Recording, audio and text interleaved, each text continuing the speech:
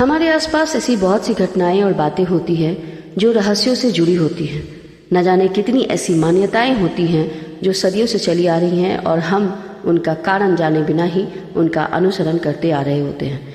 वहीं कुछ मंदिर भी ऐसे हैं जो कई रहस्यों का आईना दिखाते हैं और हमारी संस्कृति की विरासत है। ऐसे ही मंदिरों में से एक है जगन्नाथ मंदिर, जहां हर साल रथ यात्रा का आयोजन होता है और सैकड़ों की संख्या में भक्त इस यात्रा में शामिल होते हैं। जब भी चारधाम यात्रा की बात होती है तो जगन्नाथ मंदिर का भी जिक्र होता है। भगवान जगन्नाथ का मंदिर उड़ीसा में स्थित है। भगवान जगन्नाथपुरी मंदिर का इतिहास बड़ा ही रोचक रहा है। हर वर्ष आषाढ़ माह में शुक्ल पक्ष की द्वितीया तिथि को जगन्नाथपुरी की रथ यात्रा निकाली जाती है। इस यात्रा में भगवान विष्णु के अवतार जगन्नाथ अपने भाई बलभद्र और छोटी बहन सुभद्रा के साथ सवारी पर निकलते हैं और अपनी मौसी के घर गुंडीचा मंदिर जाते हैं। इस यात्रा से जुड़ी एक बात यह भी है कि इसके आरंभ के 15 दिन पहले भगवान जगन्नाथ बीमार हो जाते हैं और एकांतवास में चले जाते हैं। ये थोड़ी आश्चर्य वाली बात है। हम हमेशा सोचते हैं कि हम बीमार हो सकते हैं, इंसान बीमार होता है, भगवान कैसे बीमार हो जाते हैं। लेकिन इसके बारे में हम आगे जानेंगे। जब भगवान बीमार हो जाते हैं और एकांतवास में चले जाते हैं तो उस समय मंदिर का वह हिस्सा बंद कर दिया जाता है जिसमें भगवान जगन्नाथ अपने भाई और बहन के साथ मौजूद होते हैं। अब भगवान जगन्नाथ क्यों बीमार होते हैं उसके पीछे भी बहुत सारी मान्यता है। ये भी माना जाता है कि यात्रा आरंभ होने के 15 दिन पहले भगवान जगन्नाथ को बुखार जाता है और वो एकांतवास में चले जाते हैं। इस दौरान वो भक्तों को दर्शन भी नहीं देते हैं। इस पूरी अवधि में उनके पास सिर्फ मुख्य पुजारियों का जाना होता है और वही भगवान का श्रृंगार भी करते हैं और भोग भी लगाते हैं। उस समय भगवान को दवा के साथ आराम और देखभाल की भी आवश्यकता होती है। इस दौरान उन्हें जड़ी बूटियों और औषधियों से युक्त भोजन दिया जाता है। पूरी तरह से ठीक होने के बाद भगवान यात्रा के लिए तैयार होते हैं और मंदिर से बाहर निकलते हैं। आइए जानते हैं भगवान श्री जगन्नाथ प्रत्येक वर्ष क्यों बीमार पड़ते हैं। उड़ीसा प्रांत के जगन्नाथपुरी में एक भक्त रहते थे जिनका नाम श्री माधव दास जी था। अकेले ही रहते थे, संसार से इनको कुछ लेना देना नहीं था। अकेले बैठे बैठे भजन किया करते थे, नित्य प्रति श्री जगन्नाथ प्रभु का दर्शन करते थे और उन्हीं को अपना सखा मानते थे और उन्हीं प्रभु के साथ बाल क्रीड़ाएं भी किया करते थे। प्रभु भी इनके साथ अनेकों लीलाएं किया करते थे। कहा जाता है कि प्रभु इनको चोरी करना भी सिखाते थे। भक्त माधवदास जी अपनी मस्ती में मगन रहते थे। एक बार माधवदास जी बीमार पड़ गए, उन्हें अतिसार हो गया, उल्टी दस्त वगैरह होने लगा। तो वो इतने दुर्बल हो गए कि उठ बैठ भी नहीं सकते थे। लेकिन फिर भी जब तक इनसे बना ये अपना काम स्वयं करते रहे और किसी की भी सेवा नहीं लेते थे। अगर कोई कहता भी था कि हम आपकी सेवा कर दे तो वो ये मना कर देते थे कि मेरे तो बस जगन्नाथ है, वही मेरी रक्षा करेंगे। ऐसी दशा में जब उनका रोग बहुत बढ़ गया और वो उठने बैठने में भी असमर्थ हो गए, तब भगवान श्री जगन्नाथ जी स्वयं सेवक बनकर उनके घर पहुंचे और माधव दास जी को कहा कि हम आपकी सेवा करते हैं। इनका रोग इतना ज्यादा बढ़ गया था कि माधव दास जी को यह भी नहीं पता चलता था कि कब वो मलमूत्र त्याग देते थे और वस्त्र उनके गंदे हो जाते थे। उन गंदे वस्त्रों को जगन्नाथ भगवान अपने हाथों से साफ करते थे, उनके पूरे शरीर को साफ करते थे और उनको स्वच्छ करते थे। कोई अपना भी इतनी सेवा नहीं कर सकता जितनी भगवान जगन्नाथ ने अपने भक्त माधवदास की थी। जब माधवदास जी को होश आया तो उन्होंने तुरंत पहचान लिया कि ये कोई सेवक नहीं, ये मेरे प्रभु जगन्नाथ हैं। तब एक दिन श्री माधवदास जी ने पूछा कि प्रभु, आप तो त्रिभुवन के मालिक हैं, स्वामी हैं, आप मेरी सेवा कर रहे हैं। आप चाहते तो मेरा ये रोग पल भर में दूर कर सकते थे, तो आपको ये सब करना भी नहीं पड़ता।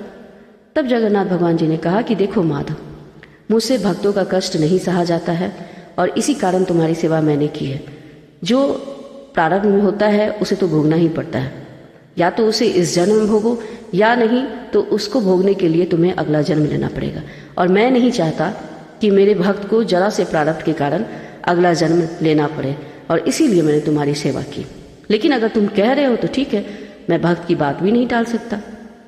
तब भगवान ने कहा कि अब तुम्हारे प्रारब्ध में 15 दिन का रोग और बचा हुआ है, इसीलिए इस 15 दिन का रोग तुम मुझे दे दो।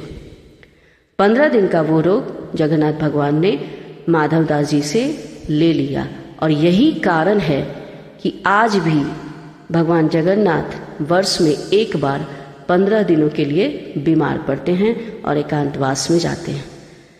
ये तो तब की बात है, लेकिन आज भी भगवान जगन्नाथ की भक्त वत्सलता देखिए। आज भी वर्ष में एक बार भगवान जगन्नाथ उनको स्नान कराया जाता है, जिसे स्नान यात्रा कहते हैं। स्नान यात्रा करने के बाद हर साल 15 दिन के लिए भगवान जगन्नाथ बीमार पड़ते हैं और एकांतवास में जाते हैं। 15 दिन के लिए मंदिर बंद कर दिया जाता है। कभी भी जगन्नाथ भगवान की रसोई बंद नहीं होती, लेकिन इन 15 दिनों के लिए उनकी रसोई भी बंद कर दी जाती है। भगवान को 56 भोग का भोग भी नहीं लगाया जाता, क्योंकि वो बीमार हैं, और बीमार हैं तो उन्हें परहेज में रखना होगा। इन दिनों भगवान जगन्नाथ को प्रभु को काढ़ों का भोग लगाया जाता है। 15 दिन भगवान को काढ़ों का भोग लगता है। इस दौरान भगवान को आयुर्वेदिक काढ़े का भोग लगाया जाता है। जगन्नाथ धाम मंदिर में तो भगवान की बीमारी की जांच करने के लिए भी हर दिन वैद्य आते हैं। काढ़े के अलावा फलों का रस भी दिया जाता है। वहीं रोज शीतल लेप भी लगाया जाता है। बीमारी के दौरान उन्हें फलों का रस, छेना आदि का भोग लगाया जाता है। रात्रि शयन से पहले मीठा दूध अर्पित किया जाता है। भगवान जगन्नाथ अभी बीमार हो गए हैं और अब 15 दिनों तक आराम करेंगे। आराम के लिए 15 दिन तक मंदिरों का पट बंद कर दिया जाता है। उनकी सेवा की जाती है ताकि वे जल्द से जल्द स्वस्थ हो जाएं। जिस दिन वे पूरी तरह से ठीक होते हैं, उस दिन जगन्नाथ यात्रा निकलती है, जिसके दर्शन के लिए असंख्य भक्त उमड़ते हैं। खुद पे तकलीफ लेकर अपने भक्तों का जीवन सुखमय बनाने वाले ऐसे सिर्फ भगवान जगन्नाथ ही हो सकते हैं। जगत के नाथ जगन्नाथ, जो हमारे स्वामी हैं, हमारे प्रभु जगन्नाथ हैं। जगन्नाथ रथ यात्रा को हिंदू धर्म में बहुत विशेष माना जाता है। यह त्यौहार भगवान कृष्ण के साथ साथ भाई बलभद्र और उनकी छोटी बहन सुभद्रा की पूजा के लिए समर्पित है। यह दिव्य उत्सव पूर्णिमा से शुरू होता है और इस उत्सव के दौरान मुख्य रूप से 3 रथ आकर्षण के केंद्र होते हैं। सदियों पुरानी यह परंपरा सभी भक्तों के लिए खास है। ऐसा कहा जाता है कि इसकी जो शुरुआत हुई थी वो 12वीं शताब्दी में हुई थी। इस शुभ अवसर पर पुरी के जगन्नाथ मंदिर से बलराम, जगन्नाथ और सुभद्रा की मूर्तियां बाहर आती हैं। उसके बाद इस पवित्र यात्रा की शुरुआत होती है। हमारे झारखंड रांची में भी जगन्नाथ मंदिर में जगन्नाथ रथ यात्रा को काफ़ी धूमधाम से मनाया जाता है। धार्मिक मान्यताओं के अनुसार इस रथ को खींचने से भगवान जगन्नाथ अपने भक्तों को अपार सुख समृद्धि का आशीर्वाद देते हैं और उनकी सभी बाधाओं का नाश करते हैं। ऐसा भी कहा जाता है कि इसमें शामिल होने से मोक्ष की प्राप्ति होती है। तो ये कुछ जानकारियां थी कि आखिर रथ यात्रा से पहले भगवान जगन्नाथ 15 दिनों के लिए क्यों एकांतवास में चले जाते हैं। हम उम्मीद करते हैं कि आपको हमारी ये जानकारी बहुत पसंद आई होगी। नारायण आप सभी का नित्य कल्याण करें, सभी सदा खुश और प्रसन्न रहें। जय जगन्नाथ।